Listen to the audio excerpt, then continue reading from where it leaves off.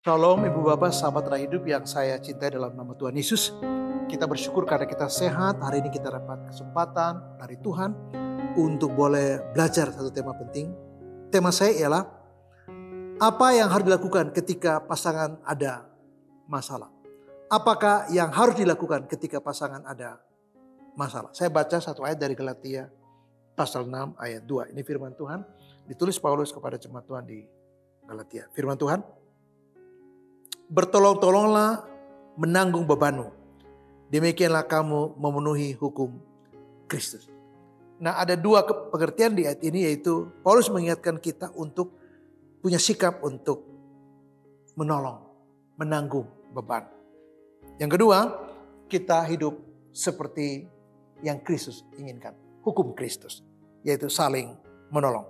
Nah, ketika teman kita, apalagi ketika pasangan kita ada masalah, maka kita perlu belajar untuk menolong dia. Nah, yang pertama kita harus sadar bahwa kita dipanggil untuk hidup bersama mengikut Yesus. Ketika dalam perjalanan ada masalah, maka kita tidak boleh lepas tangan, kita berperan. Tetapi kita tidak boleh ialah menggantikan posisi dia untuk bertanggung jawab, tidak boleh. Yang tetap bertanggung jawab adalah dirinya. Termasuk dia harus ambil keputusan untuk mengubah sikap dan terutama sifat. Jadi sikap kita lahir karena sebuah sifat yang cenderung menetap sebagai karakter. Nah, itu yang harus diubah. Karena seringkali masalah muncul, sebutlah soal utang. Karena kebiasaan buruk yang belum diselesaikan. Nah, ketika istrinya suka berhutang dan celakanya hutangnya diam-diam. Repotnya ialah dia tidak memberitahu suaminya. Tiba-tiba datang tagihan, suaminya bingung. Sekali suami bayar, 2 kali suami bayar, 3 kali. Tapi lama-lama suami mulai bosan. Apalagi istrinya merasa bahwa suaminya selama ini mengcover utang-utang dia. Menjadi tidak sadar dan kebablasan. Dia malah membuka hutang yang besar sekali. Dan penagih hutang datang dan ini menjadi konflik dalam pernikahan mereka. Saya menasihati pasangan itu untuk suami terutama berperan menolong istri. Untuk sadar akan sifatnya yang tidak baik, yaitu suka berhutang itu. Saya katakan kalau akarnya tidak dicabut dan kebiasaannya tidak dirubah, maka ini seperti bom waktu. Tinggal tunggu saatnya meledak dan rumah tangga ini bubar. Kenapa? Karena efeknya buruk. Bukan cuma secara psikologi suami harus memikul beban. Ya bukan karena perbuatan dia. Tapi perbuatan istri. Tetapi juga secara sosial. Keluarga daripada suami itu kemudian mulai keberatan. Kok kamu bisa mengcover apa yang tidak kamu lakukan. Tapi karena kebodohan istrimu. Harusnya kamu mulai bicara ke dia dan menegur dia dengan keras. Jadi sudah mulai ada intervensi dari keluarga pria atas sikap dan sifat istrinya yang suka berhutang. Itu contoh. Dan ini menjadi sebuah PR besar. Jadi saya ingin mengatakan bahwa memang kita harus terpanggil untuk menolong. Apalagi pasangan kita. Jangankan pasangan kita, orang lain pun kita belajar untuk mengulurkan tangan menolong. Apalagi pasangan kita. Tetapi kalau itu saja yang kita lakukan, maka ini tidak menyelesaikan. Bahkan tidak menyentuh akar masalahnya. Jadi sifatnya yang menjadi dasar sikapnya yang cukup berhutang tadi, ini studi kasus, harus dibereskan dalam Kristus. Hal yang kedua ialah, saya ambil contoh pada studi kasus tentang utang. Ketika kita tahu ini akar masalah, yaitu sifatnya suka berhutang, maka ya kita harus memaafkan dia karena kesalahan dia. Tetapi kita punya tanggung jawab untuk bagaimana menolong dia keluar dari sifat ini. Bagaimana supaya dia meninggalkan sifat ini. Nah, itu peran kita ada di sana. Karena bagaimanapun juga kita kepala keluarga, ajar istri sebelum membuat satu keputusan apapun, dia harus bicara. Dia harus kasih tahu. Dia harus minta izin. Tidak boleh ya bertindak sendiri. Nanti risikonya besar. Itulah sebabnya dia tidak pinjam ke institusi seperti bank, kredit yang membutuhkan ada persetujuan istri. Dia pinjam di batangan dan biasa bunganya Gila-gilaan tuh. Dan suaminya dipojokkan pada situasi yang dilematik sekali. Kalau tidak tolong, istrinya bermasalah. Kalau tolong, istri tidak belajar. Dan itu terus menerus. Jadi saya katakan tadi harus dicabut akarnya. Yaitu kebiasaan dan sifat untuk berhutang. Nah, ajar istri supaya bisa keluar dari persoalan itu untuk menyudahi. Harus stop, harus berhenti.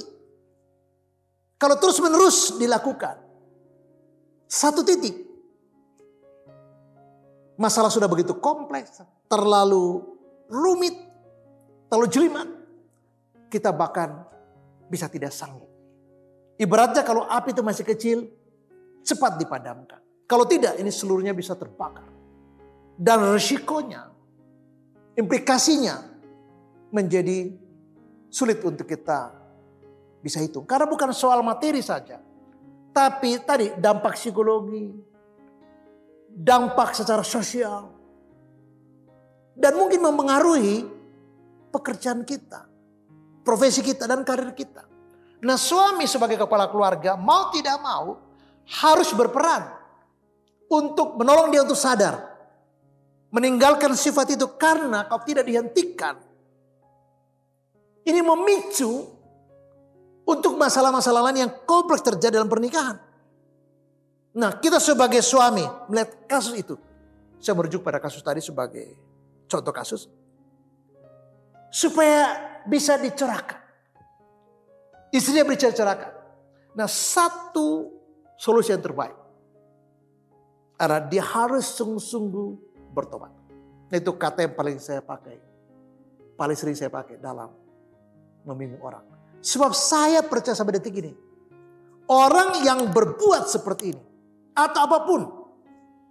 Yang tidak bertobat. Tidak akan pernah berhenti melakukan perbuatan yang sama. Bahkan bisa lebih buruk. Hanya pertobatan yang sungguh itu menghentikan semua kebiasaan yang buruk. Salah satu yang saya baca ini adalah soal kebiasaan berhutang. Dan suami bukan cuma berdoa, tapi bawa istri untuk berjumpa Yesus. Dan ambil komitmen. Untuk apa? Untuk bertobat sungguh-sungguh. Ambil komitmen. Untuk apa? Yang serius untuk apa? Ambil komitmen yang sungguh-sungguh. Nggak boleh setengah hati. Yang benar-benar. Untuk apa? Untuk meninggalkan, menyudahi, stop. Kalau tidak, mata rantai itu akan membawa dampak yang lebih besar. Dan satu hari saya katakan tadi, mungkin sudah sulit untuk kita selesaikan. Karena sudah terlalu complicated. Hal yang ketiga adalah begini. Ketika masalah pasangan kita terlalu berat dalam porsi kita untuk menanganinya. Kenapa? Karena sudah berulang kali kita berusaha menolong dia. Sudah berulang kali kita memberi nasihat kepada dia. Sudah berulang-ulang kali kita menolong, menyelesaikan masalah, menolong. Dan hasilnya minim sekali. Maka dengar nasihat saya. Kita membutuhkan sebuah rujukan lanjutan. Kepada siapa? Ya mungkin kepada psikolog. Kepada siapa? Kepada seorang konselor profesional. Kepada siapa? Bisa jadi kepada psikiater. Kalau itu terkait dengan hukum, mungkin kita harus butuh penasihat hukum. Ya pengacara misalnya. Kalau itu berhubungan dengan bisnis yang rumit, mungkin kita perlu penasihat bisnis atau konsultan di sekitar finansial atau apa. Kalau terusan dengan pajak, kita juga perlu konsultasi dengan pihak-pihak yang memang expert di bidang itu. Memang punya capability untuk menolong kita. Membuka wawasan untuk melihat ada persoalan yang harus kita tangani. Jadi di sini kita harus belajar untuk mengakui bahwa ada profesi yang secara profesionalisme bisa menolong kita untuk keluar dari jerat ini. Contoh, kalau seseorang sudah sulit tidur, maka jangan kita coba untuk tangani sendiri. Atau ketika seorang secara emosi udah terlalu meledaknya, udah cenderung sangat berbahaya dan membahayakan karena udah mengancam. Bawa golok, bawa pisau, pegang-pegang pistol. Dan kata-kata bunuh, mati, gue matiin, gue bunuh. Maka harus cepat bicara dengan psikolog klinis atau bicara dengan psikiater. Ya, Ini akan sangat menolong. Kalau tidak, bisa banyak yang korban. Kalau tidak, terlalu berisiko untuk keluarga kita, termasuk untuk kita sendiri. Nah, untuk itu kita harus menghargai. Kita belajar berbesar hati untuk menghargai profesi orang-orang yang memang expert di bidangnya. Katakanlah seorang pendeta, katakanlah seorang psikolog, katakanlah seorang konselor, dokter, psikiater, ahli hukum, ahli manajemen, ahli konsultan untuk keuangan dan sebagainya. Nah, karena mereka bisa menolong kita, kita terbatas. Wawasan kita, ilmu kita, keilmuan kita terbatas. Tentang penyakit, ya kita datang ke dokter. Jangan kita cari jalan kita sendiri, apalagi ke dukun. Saya tidak rekomendasi untuk ke dukun sebagai solusi untuk masalah kita. Tetapi kita bisa merujuk. Jadi kita tahu batasan kita tidak sanggup, ini terlalu complicated. Kita tidak mampu, ini bukan bagian saya, ini bukan ranah saya. Kita perlu merujuk. Untuk mendapat bantuan dari profesional di bidang yang terkait untuk menolong pasangan kita yang bermasalah. Hal yang keempat saya ingin mengatakan bahwa ketika itu masalahnya tentang kebiasaan buruk atau karakter buruk. Yang menjadi alasan kenapa ada masalah pada pasangan kita. Maka dia harus dilayani secara khusus. Berkali-kali orang yang saya tangani yang punya masalah khusus bisa ditangani. Hanya kita harus punya dua hal. Satu, kita harus sabar. Mengapa sabar Pak Tony? Begini, orang tidak akan berubah semalam. Kadang-kadang kita tidak cukup sabar karena menuntut terlalu cepat. Sebenarnya dia bukan tidak berubah, dia berubah. Tapi ada prosesingnya, ada dinamikanya, ada progresnya. Sehingga kita tidak boleh menuntut seperti orang membolak-balikan tangan. Mengapa? Karena ada proses. Tidak bisa secara eksponental tiba-tiba orang itu menjadi baik. Tidak, ada proses yang panjang. Kadang-kadang jatuh bangun. Dan itu membutuhkan ekstra kesabaran. Kalau kita tidak sabar, kita give up. Padahal Tuhan mau pakai kita untuk menolong dia. Sebagai pasangan, kalau kita give up, pertanyaan saya ialah, kalau Anda yang seharusnya menjadi pasangan paling dekat dengan dia, angkat tangan. Pertanyaan moral saya ialah, kalau begitu siapa yang bantu? Orang kamu sendiri angkat tangan kok. Bahwa kemudian itu di luar anak kita, bukan berarti kita angkat tangan. Justru kita turun tangan dengan cara meminta bantuan profesional. Tapi bukan berarti kita give up. Kita percaya pada tenaga yang lebih ahli untuk menangani kasus yang dihadapi oleh pasangan kita. Tapi kalau itu pada ranah karakter, pada ranah kebiasaan buruk, pada persoalan iman yang tidak pada koridornya, maka kita memerlukan pelayanan khusus. Tapi untuk itu harus ada kesabaran. Mengapa? Karena orang tidak berubah secepat yang kita inginkan. Kalau boleh sih, secepatnya terjadi perubahan. Kalau boleh. Tapi kan tidak bisa. Ada hukum alam yang secara kodrat, secara naluri tidak bisa dipercepat. Masa kita tanam kelapa terus besok kita harapkan panen? Nggak bisa. Kita harus sabar 5 tahun kemudian baru kelapa itu belajar berbuah. Mungkin 7 tahun baru dia berbuah dengan maksimal. Nah, orang juga tidak akan bisa dipaksa atau disuntik supaya cepat untuk dia berubah. Tidak bisa. Kalau ayam kita bisa suntik untuk dipanen 29 hari. Tapi kalau orang bagaimana? Kita nggak bisa kasih satu obat doping untuk dia tiba-tiba menjadi pria yang baik atau menjadi istri yang baik. Tidak bisa. Ada proses. Dan untuk itu kita harus sabar. Tapi yang kedua, kita harus memberi dia teladan. Biasanya orang yang punya pengalaman yang sama seperti dia bisa bicara kepada dia. Bahwa saya dulu juga lebih parah dari kamu. Itu bisa menjadi catatan buat dia. Dia perlu kelompok kecil yang membuat dia sharing dan bertumbuh.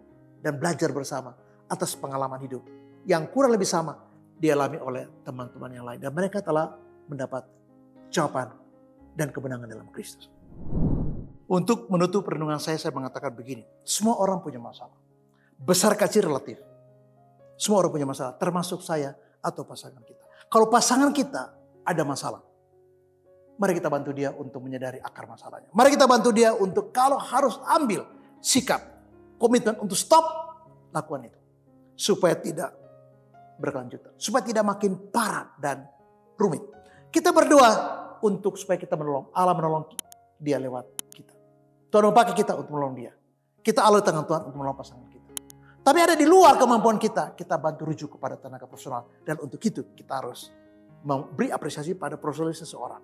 Termasuk kemampuan dalam menangani masalah yang kita hadapi. Nah, jalan terakhir bagi kita adalah Yesus. Dan Yesus mau supaya kita membuka diri. Yesus mau supaya kita mau bertindak, mempercayai dia. Dan dia mau supaya kita belajar untuk dengar apa yang dikatakan. Dan ketika kita dengar, Yesus adalah jawaban final buat kehidupan kita. Terus memberkati dan shalom.